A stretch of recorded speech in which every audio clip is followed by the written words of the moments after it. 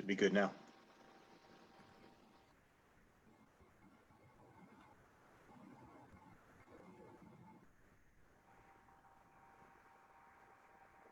Okay. I think we're on, brother. There we go.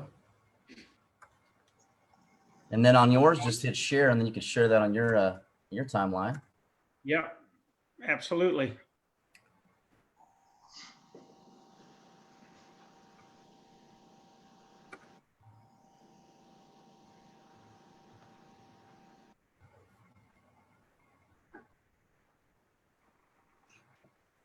Get past this. Oh, that was the old one. A second.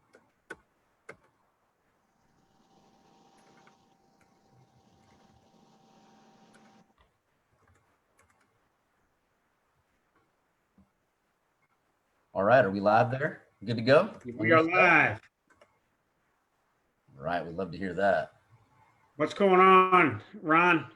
You know, just surviving another day here. Actually, I guess for another week since the last time we talked here in this exciting adventures of COVID. And what have you done exciting, man? How are you keeping yourself busy? You know, I've been cooking my ass off a lot. You know, I've been on the grill. Let's see, I just did some planked halibut the other day with some.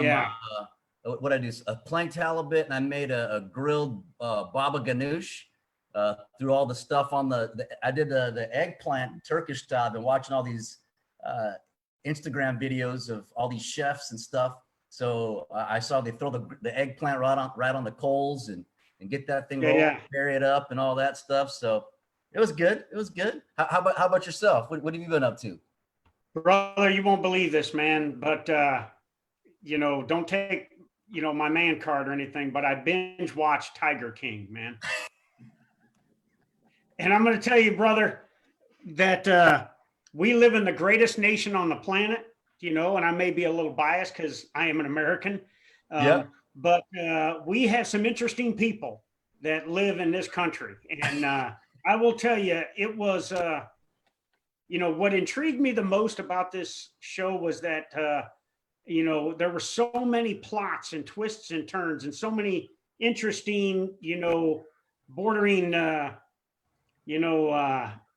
weird people on the show that it just caught my attention and I watched it, man. So it was, you know, it was, you know, I watched it once. I'm not going to watch it again, but there was a lot of good one-liners in it and everything. And there was a lot of interesting people. So I'm glad I got that out of my system now. But hey, brother, can you believe we have a special guest with us today, man? You know what? I'm happy we got this special guest. I can't believe it, but I'm glad he's here. Why don't you introduce him? Yeah, so with us today, ladies and gentlemen, on the Ron and John show today is one of the absolute finest senior enlisted leaders that the Department of Defense has. At my 4 years as a SEAC, I worked with him hand in hand for 4 years. He currently serves, let me see if I get this name right, because I haven't been in the Army or on the military for a couple months. He serves as the National Security Agency, U.S. Cyber Command Senior Enlisted Leader. He is Marine Corps Master Gunnery Sergeant Scott Stalker. Scott, welcome to the show. Thanks for having me. Good to see you, John. Good to see you again, always. And Ron, thank you for having me as well. Really looking forward to today. You know, you talked about the Tiger King there. I think that's one of the shows that after you watch it, you've got to have a thorough cleansing, a very long shower after that, because that's pretty crazy. Yeah, I hear you, man. Yeah. Hey, so tell us the good news about you and your family. You just recently had some good news. Tell us about it, man. Yeah, so in the midst of all the chaos going on and, you know, with the coronavirus and states issuing different orders to stay at home and that sort of thing, we had a little bit of nervousness because my wife was pregnant. So we weren't sure how that was going to turn out, but it turned out flawless. And we brought baby Grace into the world 8 days ago now. She's upstairs, possibly even watching this on Facebook, who knows. But she's with us now. And then 16 months ago, we had a baby Olivia. So, you know, I started my family a little late. It's what worked for me and for us, my wife and I. But we're so excited to bring baby Grace into this world, and really appreciate the professionals, the medical professionals that helped us bring her into this world. That is awesome. That is awesome. What kind of cybersecurity did you have set up and bringing her into the world? Any geo fencing or anything crazy like that to keep all the weird stuff out? It's funny. It's interesting you say that, because believe it or not, I was concerned with her private, her personally identified information. So we didn't release her exact weight, her exact date, and that sort of thing on anything public, because you never know how that's going to come back. So I know you're being humorous, but in all honesty, it's something that you do have to always consider in today's world, sadly. Wow, that's interesting. That's interesting. I obviously, especially someone in your position, you have a lot more. Probably you're a target of opportunity for most, but you try to make it so it's not so opportunistic, right? Yeah. Well, I'll tell you a funny story. I was at John's house about 3 years ago, having a beer, which we like to do on a Friday evening, and he was telling me about these fake social media accounts. And I said, wow, I'm really happy I'm not very important, because I don't have to deal with any of that stuff. And so he said, hey, brother, and this was, I was a senior enlisted at the time of DIA. So I looked myself up, and sure as shit, I had about 7 or 8 fake accounts. And now it has gotten. Now let's call it like it was, stalker. All right. He swore up and down that, hey, nobody going to be, impersonating Scott Stalker and everything.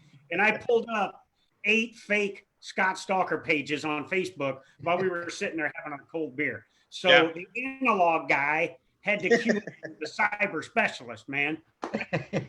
Fair. And we deal with it still to this day. I'm not even on Instagram, and my wife showed me a fake Scott Stalker the other day. It's ridiculous. The sad news is those are actually set up and designed to take advantage of widows and the unknowing people.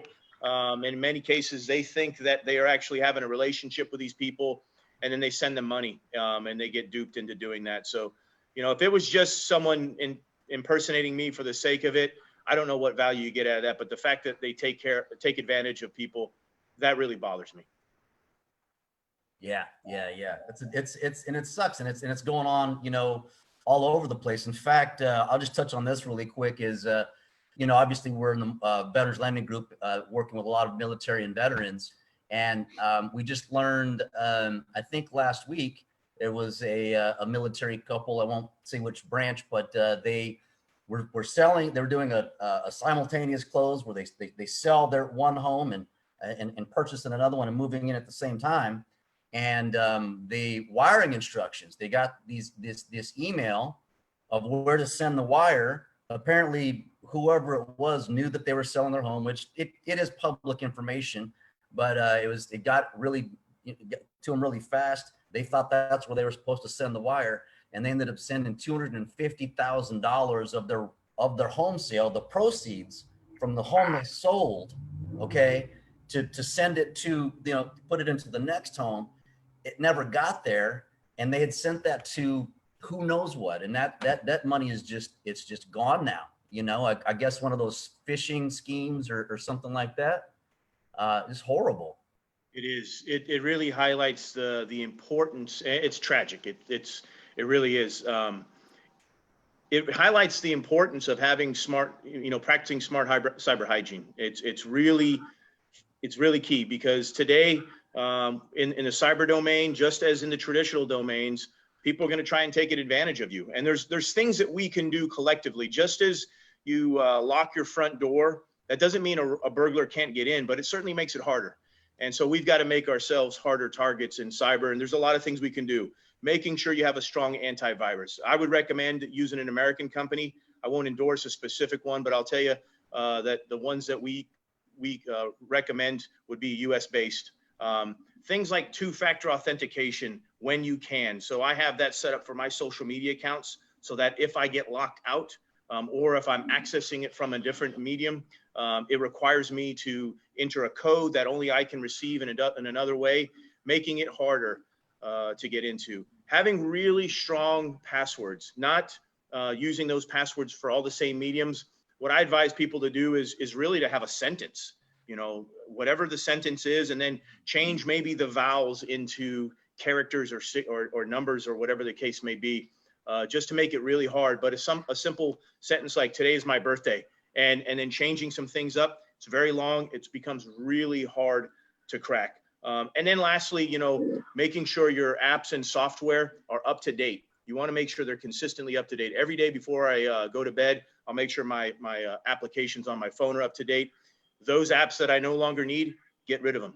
You don't need them on your phone. You don't need them because some of them do have your approval to track you, to understand where you're at. And then if they geolocate you to a certain area, they see you're going there often. Next thing you know, you're getting targeted sales and things like that. And so just being really smart with your cyber hygiene and how you use, whether it's your phone, certainly not clicking on links from people if you don't know who they are. And if you're not sure, call the person, especially if you're going to send money.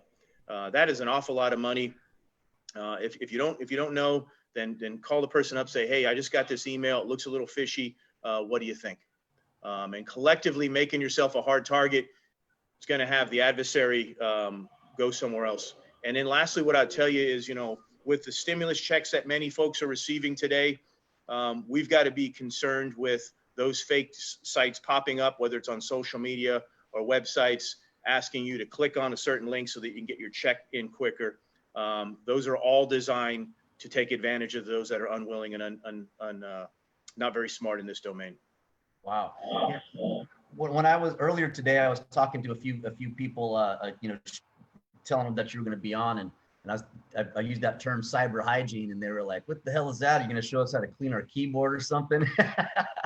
So no, it's going to be, you know, on what you can do to stay as clean as possible with your cyber footprint, right? I mean, that kind of what would definition would you put? Well, two questions. What's your personal definition of cyber hygiene, or is there one in general? And what does it mean to be a hard target? What does that mean for the rest of our audience? Yeah, you know, you think of some of the combat patrols that we did, Iraq, Afghanistan, whatever the case may be, and you made yourself a hard target. You were well trained. You can tell that platoon, that squad had their stuff together, and it make the adversary look elsewhere. That's what you want to do in cyber. So I use the term cyber hygiene. I don't think that I created that term. I'm certain that I picked it up somewhere. But making sure you're doing the operating in this domain intelligently is what I would say. And like I said, it's the basics and the fundamentals that'll make you a hard target. Making sure you have hard passwords. If it's too hard to get in, the juice isn't worth the squeeze. They're going to go elsewhere, right? Yeah. And you know, unless you have significant national security backgrounds or would be involved in special programs or something where a nation state would be trying to get after you. For the most part, dialogues like this, where you know you have to have a password to get in, that's going to be good enough to prevent an adversary for taking advantage of us. You know, but on the DoD side, you know, many people are now teleworking, and that increases our platform. And our, you know, the attack vector for adversaries to get in. And so we're being smart about how we send people home, how we telework, making sure that we're, again, using two-factor authentication, all those little things that we can do collectively to just make ourselves a hard target. But it's you know, it's almost like the secret to success. What's the secret? Hard work. The secret to good cyber hygiene is the basics and fundamentals. Hey, Scott, so since we've been talking about this, you know, we've got this current crisis going on with, you know, COVID-19 and everything. And certainly readiness is the key for our force and everything. When we talk about cyber as a weapon, as you have talked and Ron has kind of laid out, when we talk about competition short of conflict and in a domain that we have to look at as a warfighting domain, where do you see cyber as we continue to move forward? And certainly at times where our eye may be off of the ball a little bit because we're dealing with a virus like we're dealing now. Where do you see it going? Well, just rewind back to 2018 and what the Russians did in the disinformation campaign, where they were putting false social media accounts together, and they were looking at issues that were divisive. One side, just pick an example, maybe gun rights, whatever, and you'd have social media accounts that were pro and social media accounts that were against.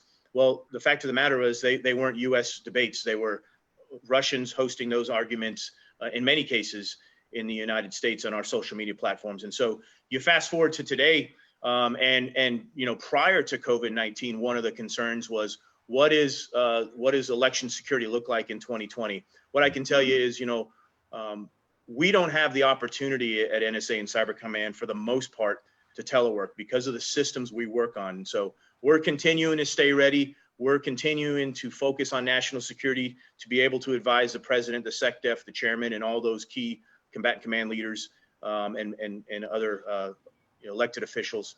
But today, it's more of the disinformation campaign that both China and Russia are using against COVID, in light of COVID-19. And I pulled up some information, that I've seen lately, just on the web here, all in class. And it's astonishing how much China is trying to divert blame, trying to really keep a close hold on the fact that they have any cases or a large amount of cases at all. And it's really harmful to us trying to figure out, how do we get ahead of this? How do we prevent this? And where did it even come from? And just yesterday, I heard the chairman discuss this as someone asked him a question of, hey, did this come in from a Chinese laboratory? And his answer was pretty clear that, we don't have all of the intelligence yet to point that way, but we're looking into that because God forbid that this was created. That's going to create a whole different conversation, as I'm sure you're aware. Yeah, a biological weapon that could be used, and probably mimicked by others out there that are not only willing to do us harm, but our partners and allies as well. And right now, we don't know that. Right now, we don't know for sure how it was created, but I'm fairly confident in the intelligence community, and we will find out. Yeah.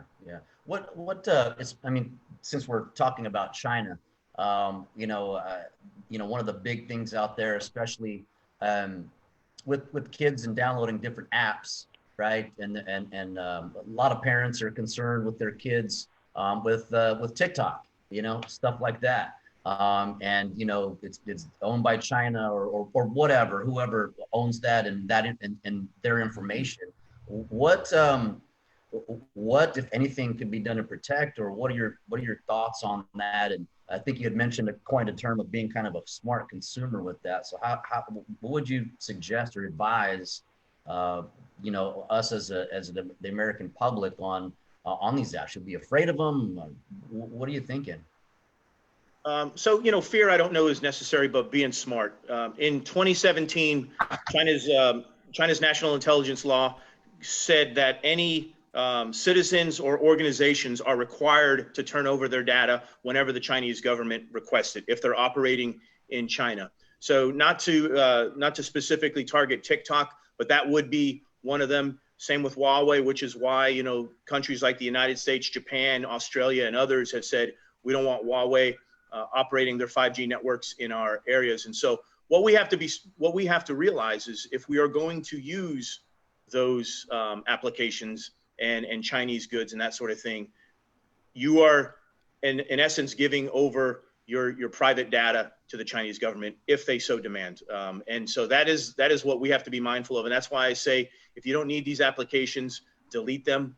Often what I'll tell people is, instead of using an app on your phone, go to the website, log in, do what you have to do, and then get off. That way you don't have that data being delivered while your phone is at rest.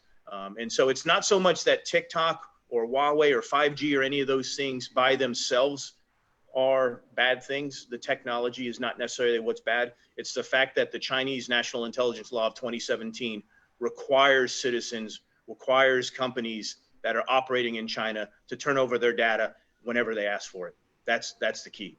Whereas in the United States, obviously, you would need a court order, and you would need to be specific about things you were trying to get to protect American citizens and that sort of thing. And so that's the key difference here. Gotcha.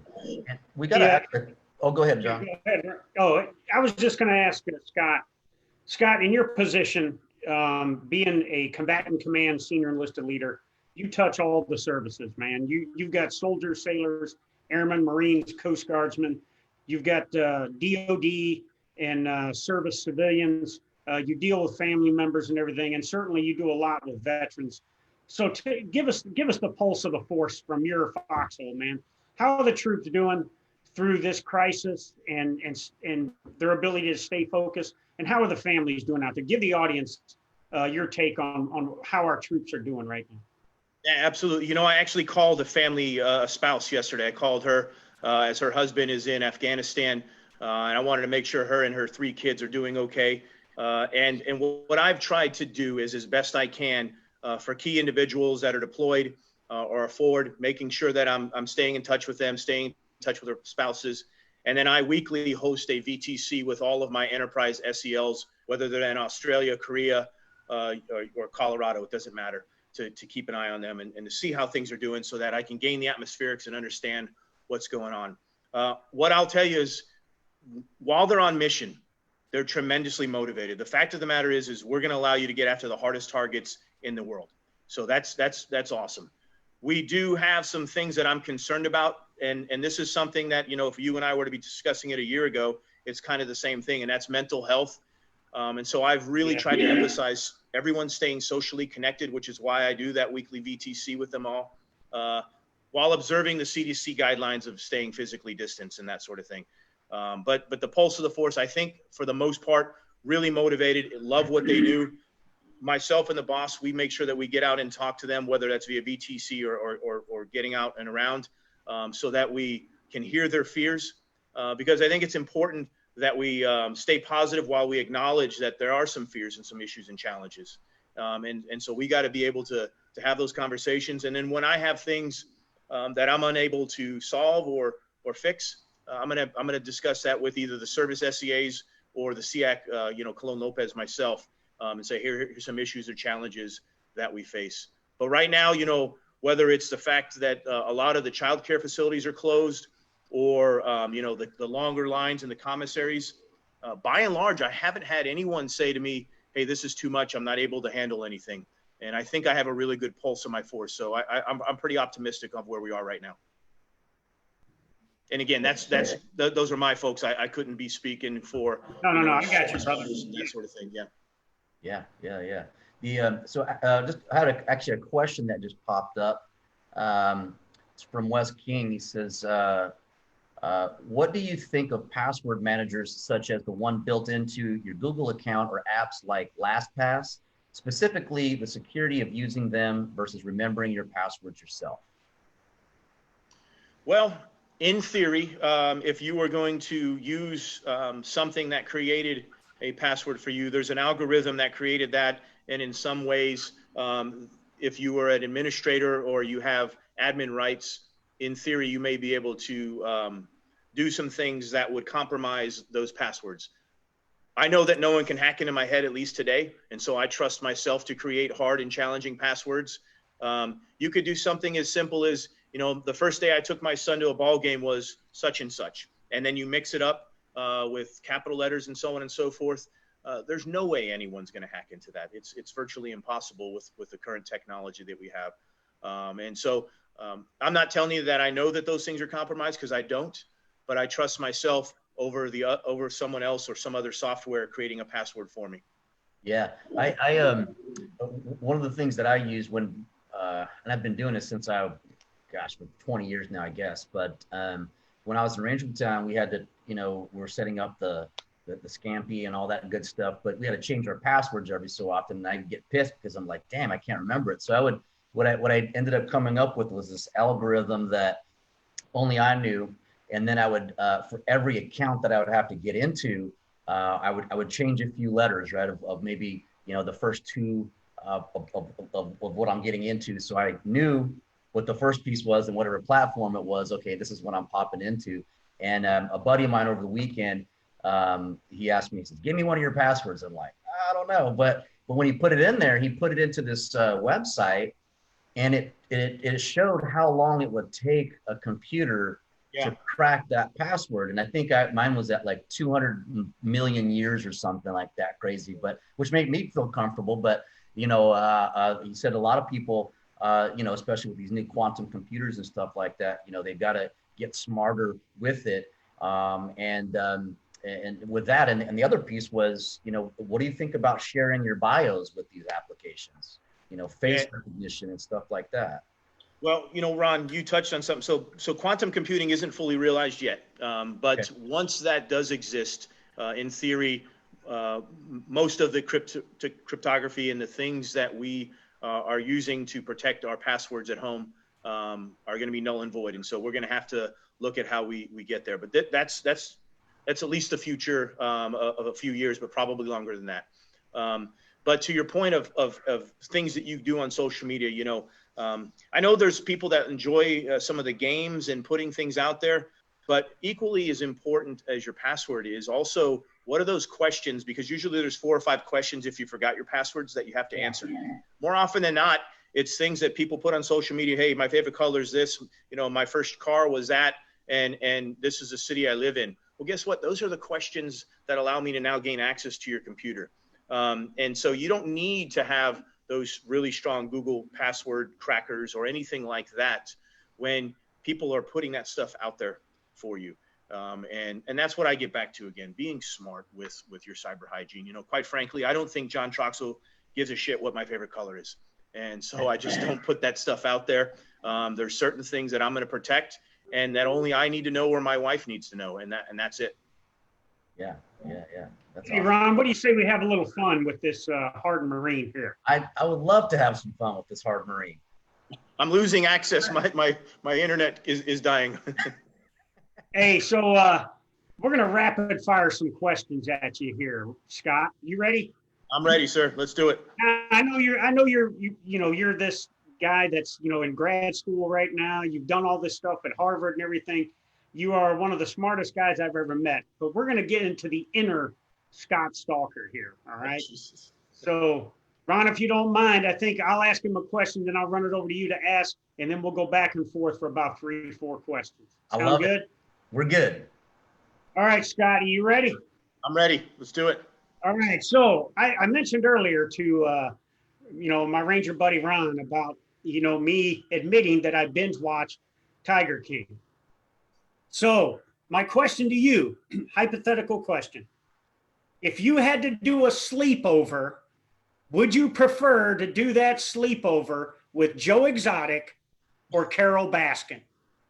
I'd have to take, you know, even though I think the murder or the death or the missing piece of her husband is a suspect, I'd have to go with Carol because I am not cuddling with that guy. That guy is a freak. And, you know, I would be adamant about social distancing with that guy. So no sleepover with Joe Exotic, that's for sure. Okay. That is horrible, man. That's a nightmare scenario. I don't want you to get fed to tigers either, brother. Yeah. Would you rather get fed to tigers or snuggle with Joe Exotic? Ooh. All right. Here we go. What is your favorite taco and why?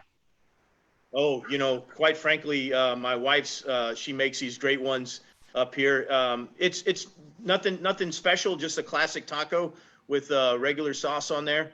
But I could probably eat tacos almost every day. You know, if it's made right and has a good amount of sour cream in there with the hard shell, forget it. That's all I need. I'm not very picky. The hard shell, like the Taco Bell tacos, is that your classic taco?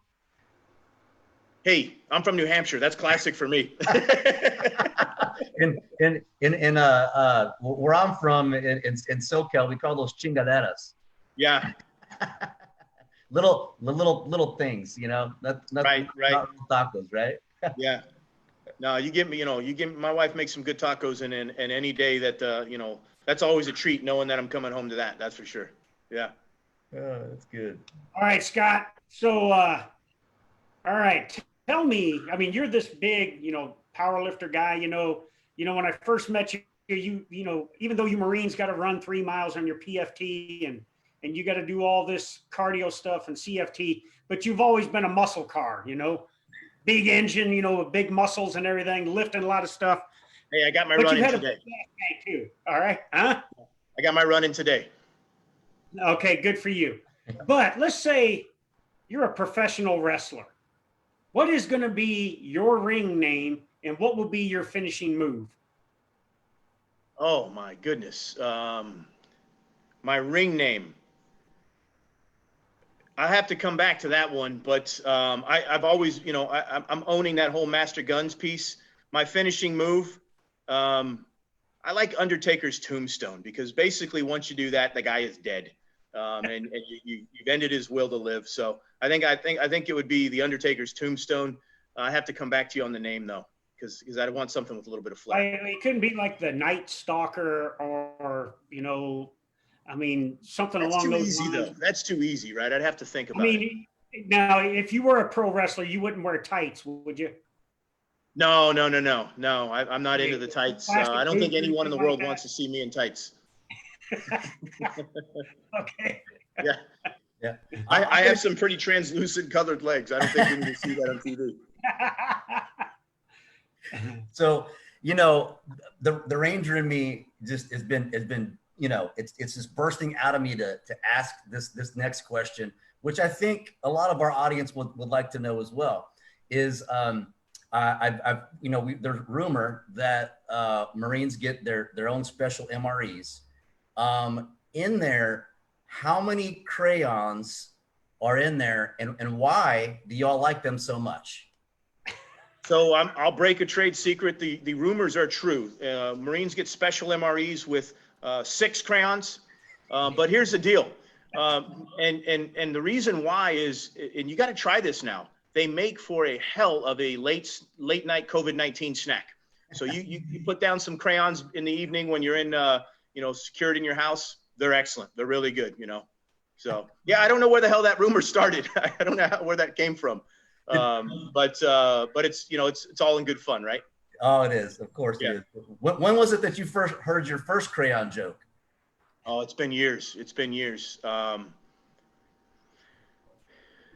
least a decade now, I think. Was it before you went into the Marine Corps? Well, I've been in 27 years now, so I don't remember the jokes then, and I don't remember because I was with 7th Marines as we entered Iraq in '03, and I don't remember them then, which was odd because that's all we ate was MREs for about 7 months, but shortly thereafter, yeah, I think it became a social media meme, and then it exploded like everything does. Yeah. All right, Scott. No, for the sake of argument, open source information, we got, somewhat less than 200,000 active duty Marines. Would you agree? Yeah. Okay. So if we rank ordered all, 190,000 of them in the ass kicking department, who would be number 1 in the ass kicking department out of the entire United States Marine Corps? And where would Scott Stalker rank out of that, 200K? Well, there's a couple things I'm good at. One, and picking up heavy things and speaking. And so what I will tell you is confidence is up there as well. So certainly number 1, I was a martial arts instructor. I'm not at Colton Smith's level, but I was, kicking ass for a few years there. So whether true or not, this could be fake news, but I would say without question, I'm the lead guy throughout the entire. Wait a minute now. So that means that you can take the current Sergeant Major of the Marine Corps, Troy Black. You can kick his ass.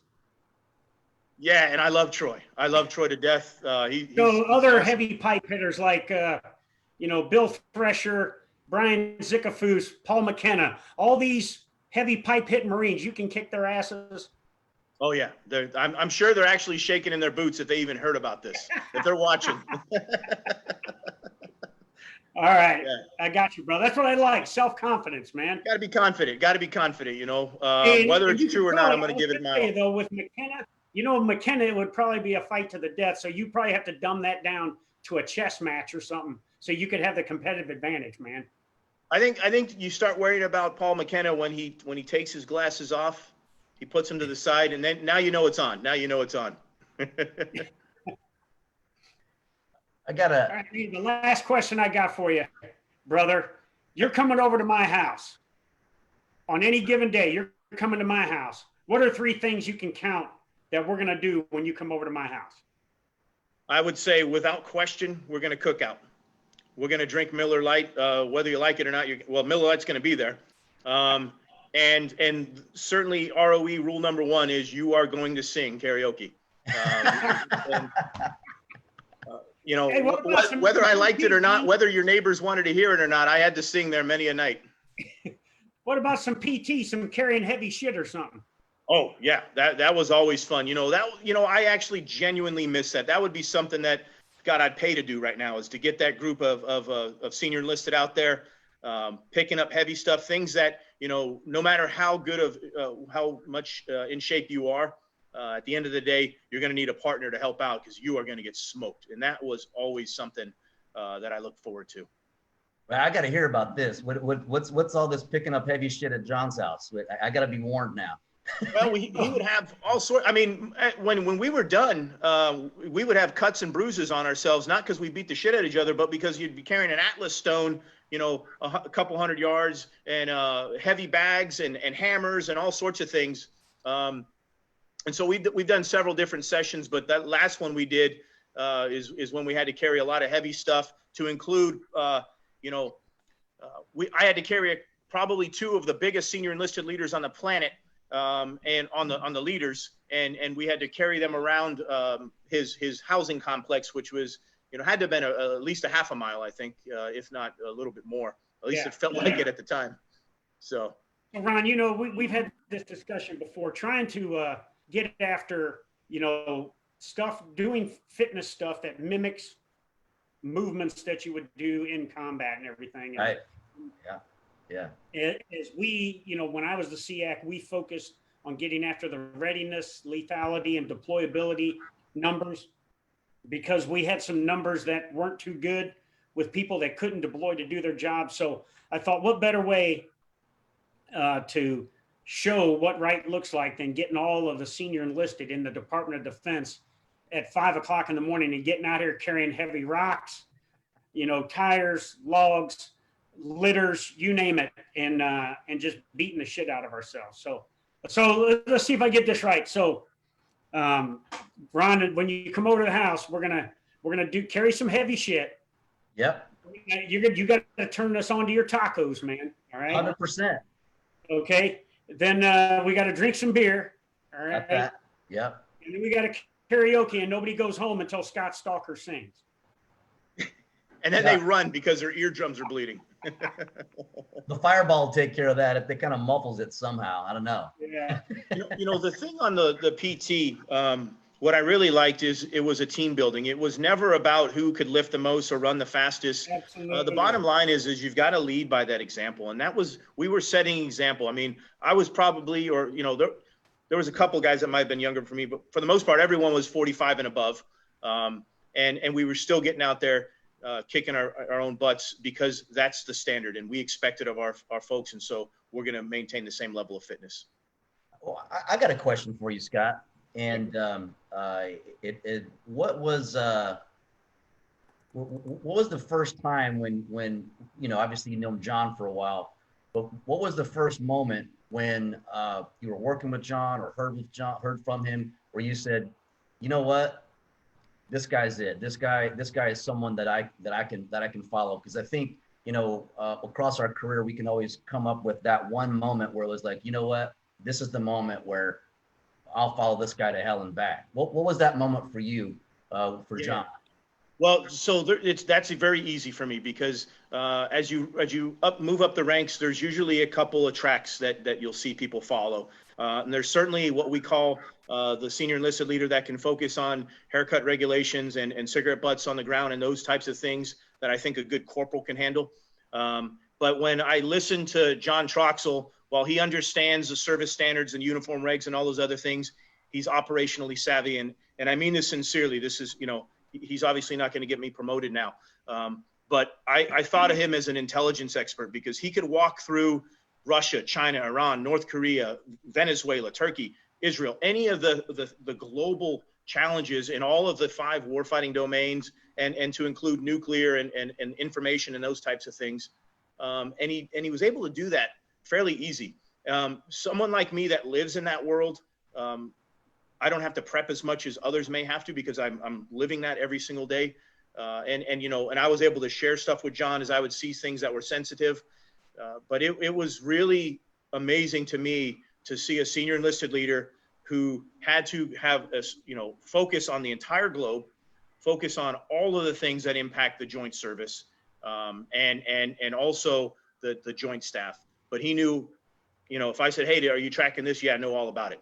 And when he would talk to my folks, whether it was at DIA, NSA, Cybercom, or any of the meetings that he were hosting, I knew quickly that, hey, this guy knows what the hell he's talking about. And usually within 5 to 10 seconds, I can tell quickly if a senior enlisted leader knows what they're talking about or not, because they're going to recite the same type of things that they're hearing all the time, or do they have original thought? And John 𝗲𝗏 always had original thought.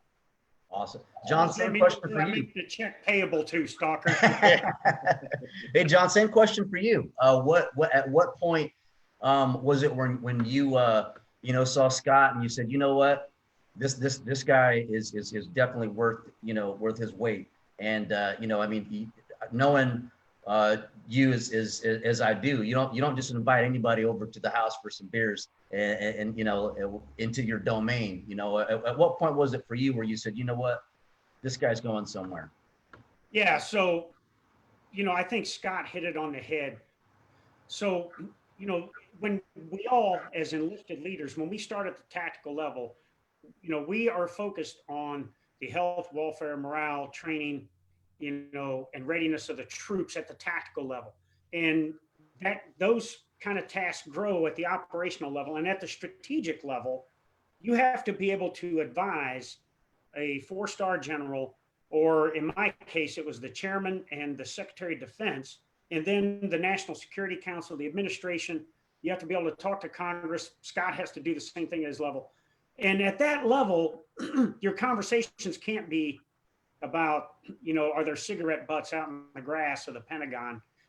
Don't get me wrong, discipline and standards are important. And as you know, Ron, they are absolutely critical for the functioning of tactical level organizations, especially in combat or in deployment.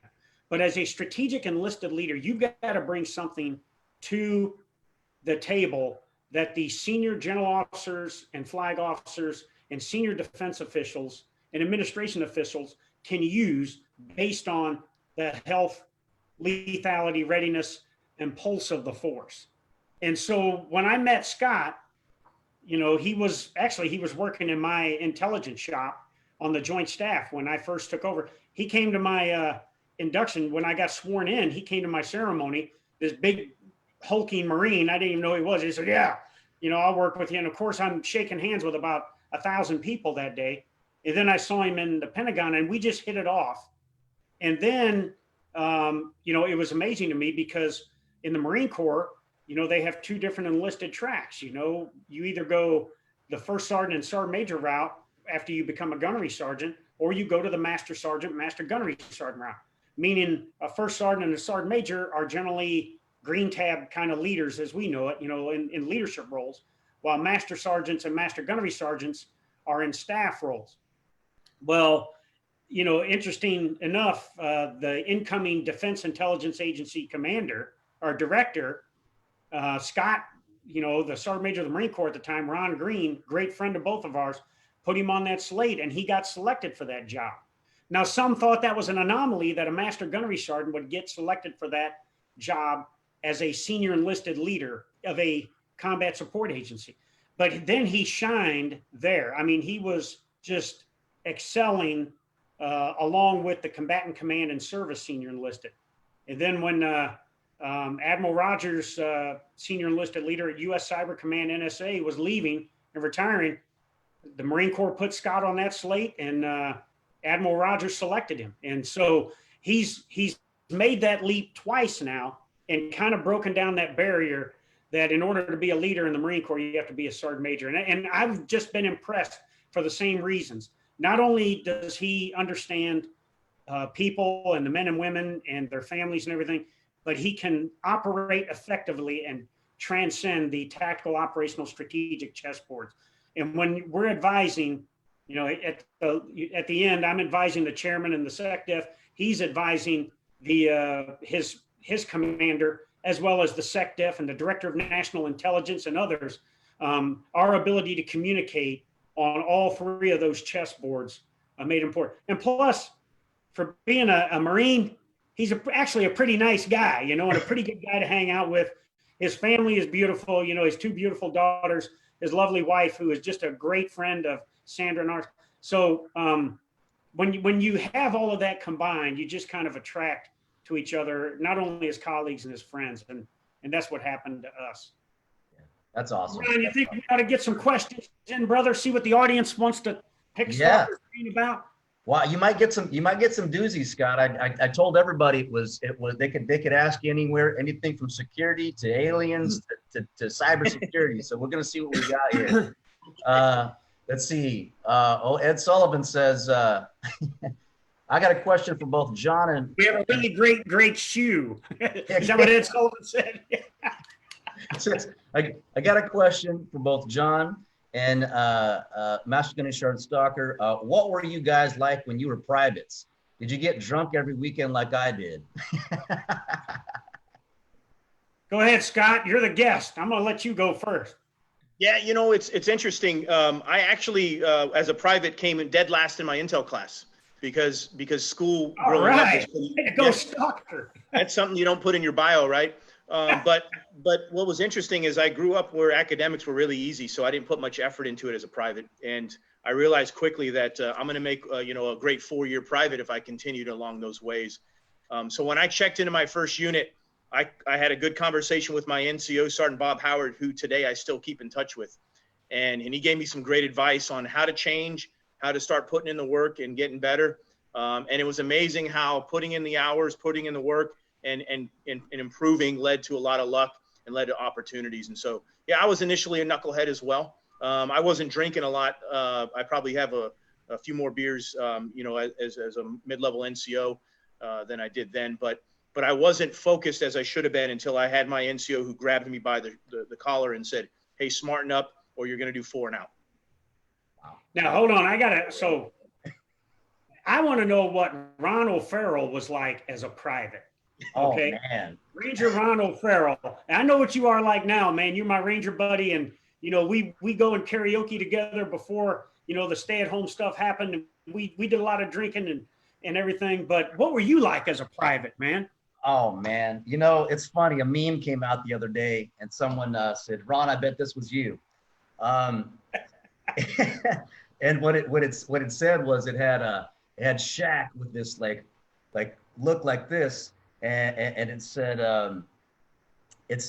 you can't smoke a rock, Sergeant. And that was me. I was that punk right off the block, Southern California there in East Riverside. And I thought that getting 2 battalion was tough enough. And then when I got there, I needed some more you know, clearing off of my shoulders there. So they my NCO said, he says, I can't smoke it, but I can sure as heat that motherfucker up. So he sure did.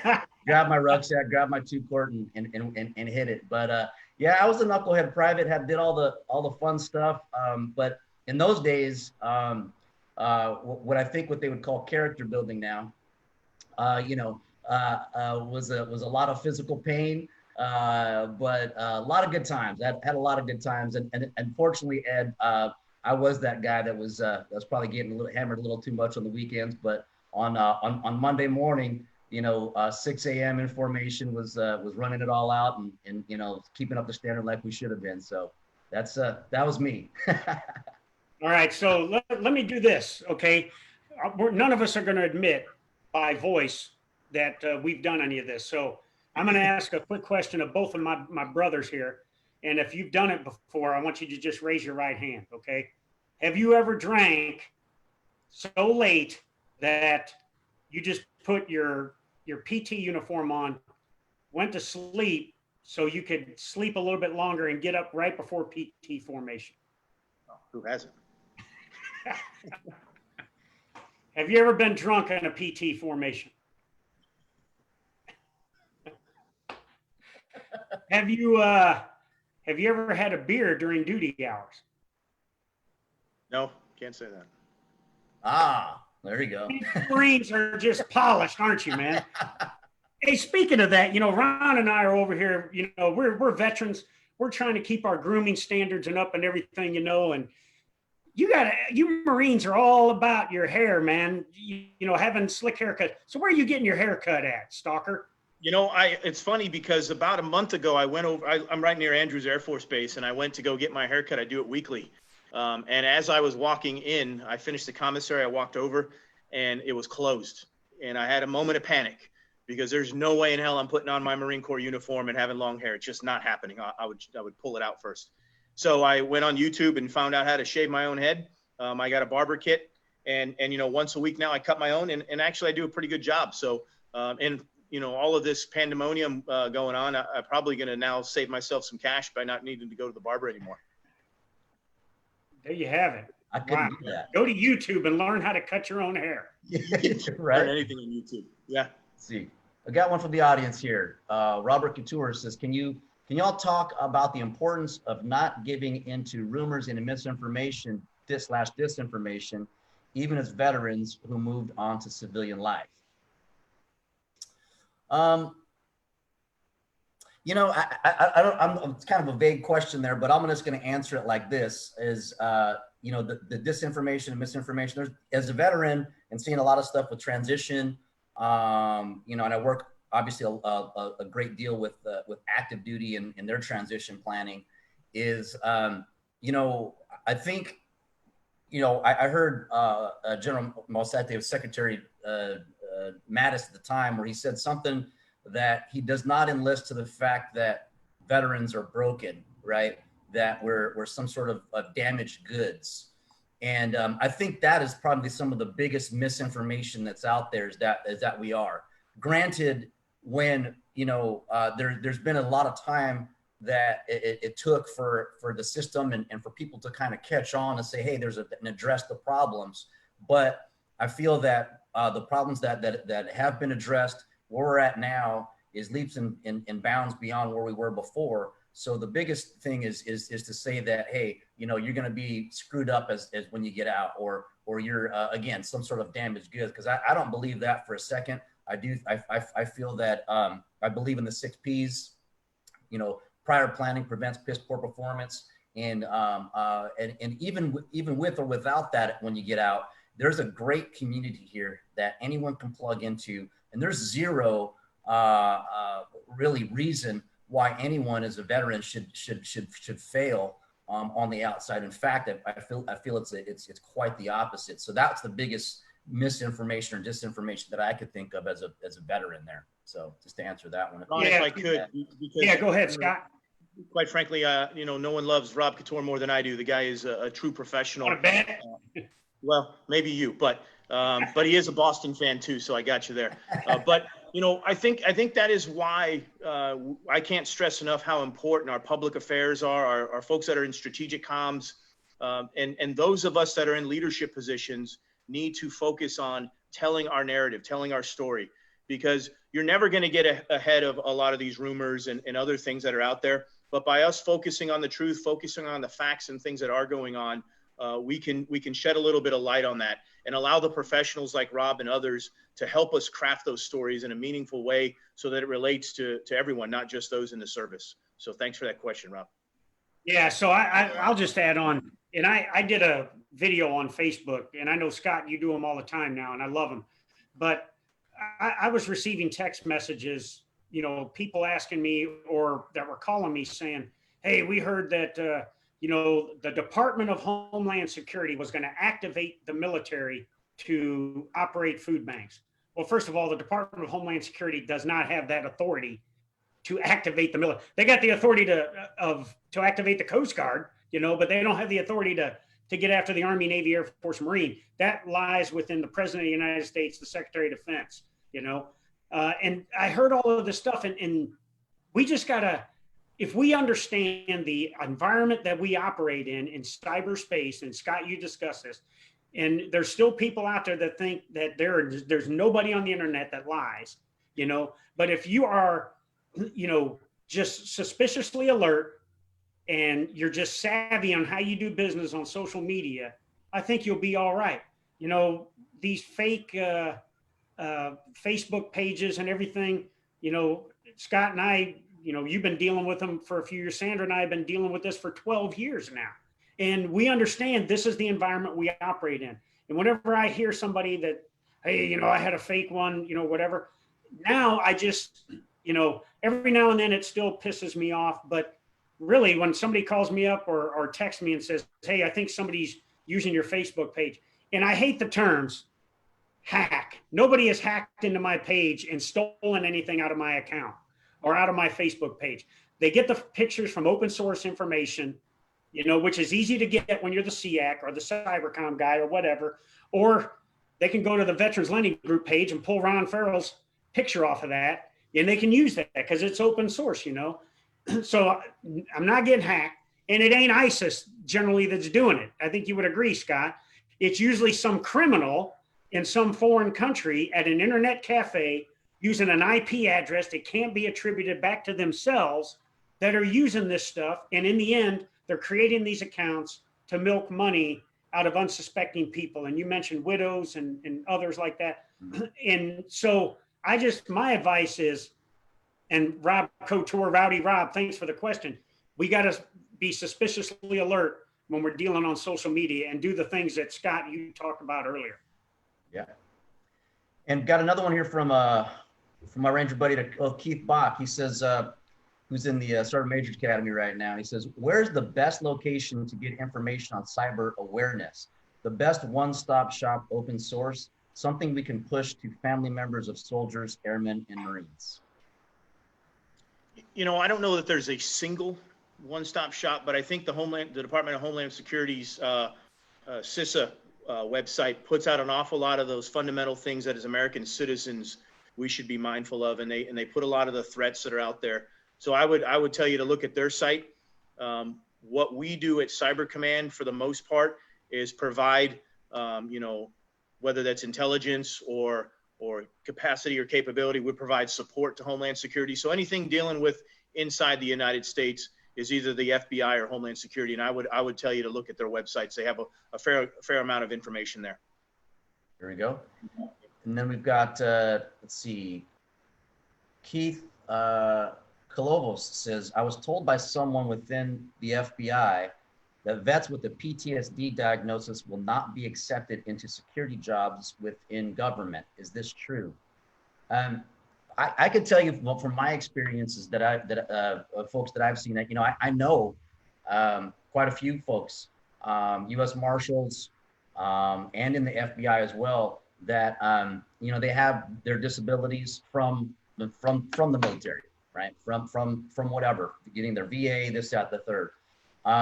And one of my Rangers buddies was a recruiter for U.S. Marshals, and he straight up said, he said, it's, you know, some of those things might come up, but that is your business. That is something that is your disability from XYZ, right? Now, you know, with the other questions that they have and layering to make sure that you're fit to fight or whatever for that particular role in that job, that might be a separate thing. But what's supposed to happen is it's, you know, no one's supposed to be looking at, you know, looking through your med records from the VA, from your disabilities and stuff like that, because the fact of the matter is that, you know, there's senior enlisted right now, there's officers right now that are serving on active duty that have been, you know, diagnosed with this, and it's just it's something that happens, you know, more often than not. I think it's probably there's different degrees and levels to that, right? Of course. Really, I haven't personally heard of anybody being denied. All I've heard is people saying that that's a fear or a concern. I also have one of my other best friends, I won't mention his name, but, you know, police officer who's also receiving 100% right now, which one of those things is PTSD and TBI related. Hasn't lost their job. They were concerned about it when they were at that 80 or 90%, but, you know, now they're doing, you know, other great things and went even deeper to do stuff. Firefighters as well. So, you know, my answer to that would be kind of maybe it just depends. You know, what have you heard, John, out there yourself? Yeah, I think you're all over it, Ron. you know, as we talked about on the last show, you know, suffering from post-traumatic stress is meaning you have your normal reactions to abnormal circumstances, you know, whether that was in combat, whether it was a significant life event back here or whatever it may be, you know, it's normal. The way reactions to abnormal circumstances.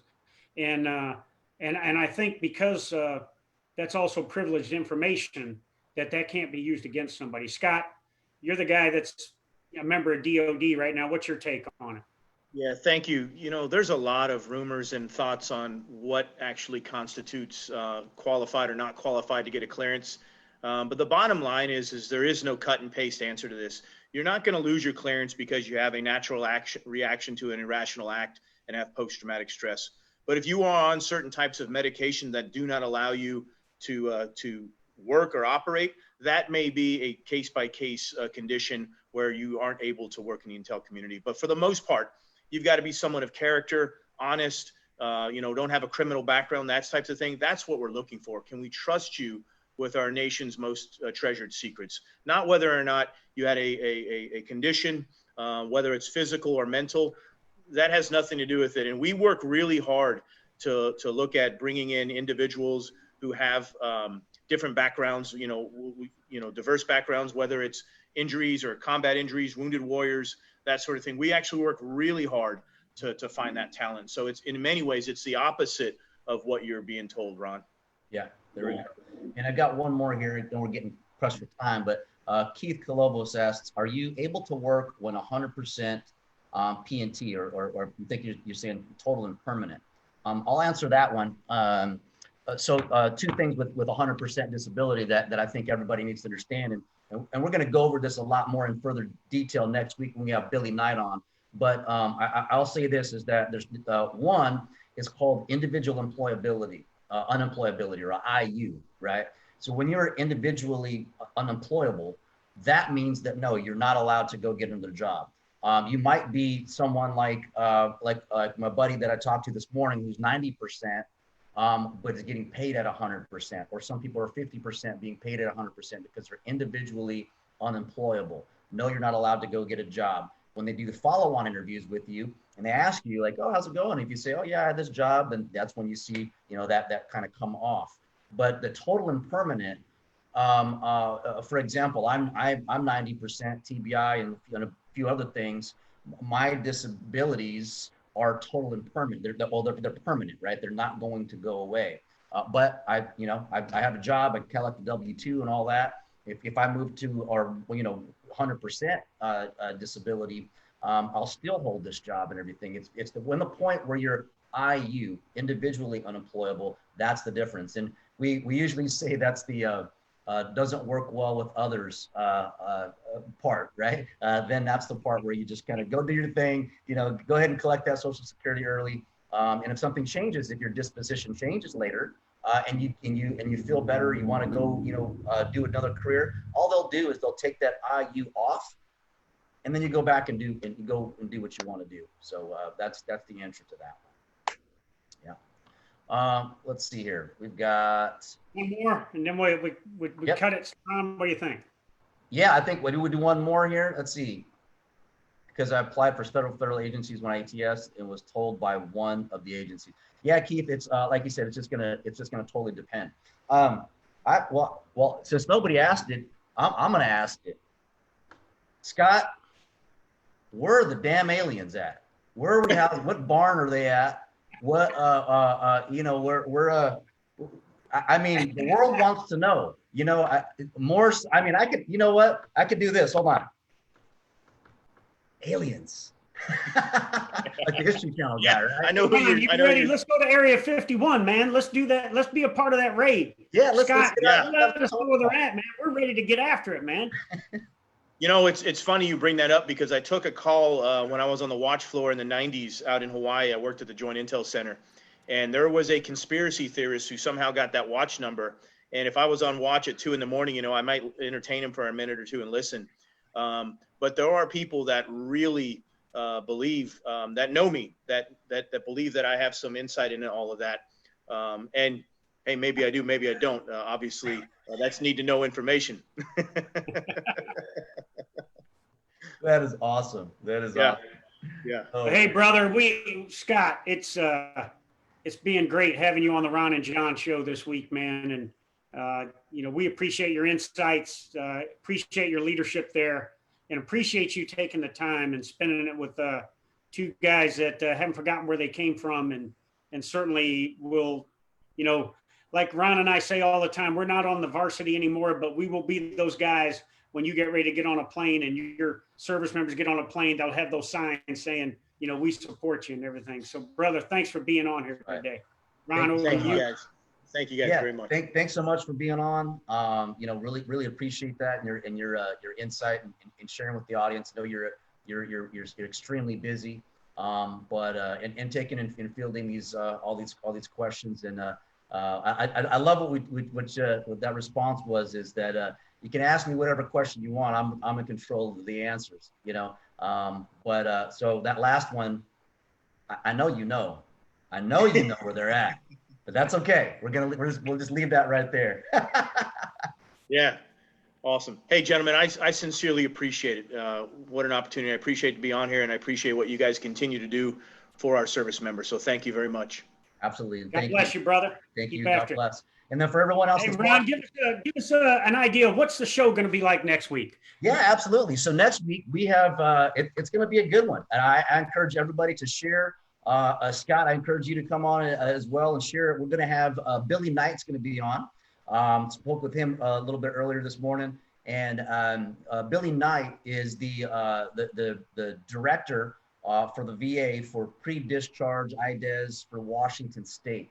He's going to be talking about how to file or how to file for your VA claims during this COVID, because they are actively doing that. He's going to go over a class on exactly how to do that, what that means, when to start filing. A lot of great information that really anybody that has served or that plans on getting out tomorrow to the next 20 years should listen to, because it's talking about how to build that profile for when you do get out, so you don't have to be that person like John and I were. Is like, well, man, this is hurting me now, but nobody remembers this exercise because I didn't report it, I didn't say anything about it. Then you got to get all these letters and from folks and stuff like that. So he's going to be going over some great information on what to prepare for now and for everyone's future. So it's going to be a great show, and we really look forward to having him on board as well. So, hey, Ron, do you think Billy would be up for doing a virtual happy hour? I think Billy would be up for doing a virtual happy hour, and I saw Keith there. He was talking about this guitar that I got behind me. Uh-oh. But we're gonna test some karaoke and then sign off with this one. I think you weren't expecting this. Let's hear it, man. Let's see what we got here. Let me see. You know this one.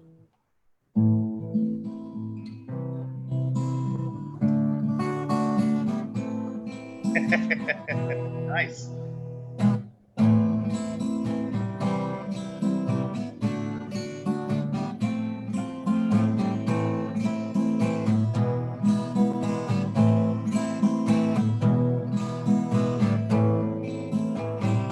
That's your cue, John. Here we go. Hey, next week, man. Hey, so you got to tell Billy, you got to have a shot and a beer, and we'll see if we can get the karaoke machine on too. We got to do it. Here, man. We got to do it. There was one more from our friend Gina Leplo that I got to ask for Scott. Go ahead. Gina Leplo is she works at the USO Northwest up here, and she wanted to know, what is your go-to karaoke song, Scott? Oh my God. It's usually Pearl Jam's Even Flow, even though, to be honest with you, I still don't know all of the words. Hey, dude, when in doubt, read the screen, brother. Yeah, and I can do that. So I can eat crayons and read, so I'm okay. Awesome. Hey, thanks again, Scott. Thanks for being on, Scott. All right, Ron, thank you, my brother. Thanks, brother. We'll see you. Ladies and gentlemen, come back next week to the Ron and John Show, brought to you by Veterans Lending Group. Y'all have a great week. We'll see you for happy hour next week. Ron will be on the guitar. We'll get some karaoke. Get your best shot and your best beer ready. God bless everybody. Stay healthy. Hydrated. All right, y'all. Have a great one.